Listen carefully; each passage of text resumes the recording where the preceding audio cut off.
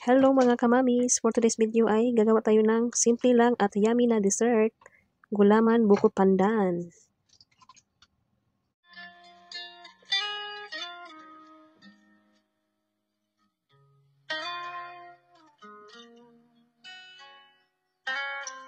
Ito na yung gulaman powder, hinalo ko na sa tubig and then turn on the flame and then continue stirring hanggang kumulo ito and then pag kumulo na, i-transfer ito sa baking pan or anything na pwede nyong lagyan.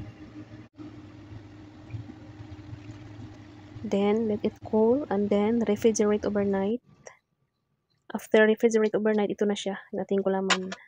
Then haluan ko ito ng melon or pwede kayong may buko kayo, pwede nyo haluan ng buko. Paghaluin na natin yung mga ating ingredients, ilagay yung gulaman and then melon. Then lagyan ng ibap milk. Then kunting condensed milk. Then coconut cream. And then haluin ng mabuti.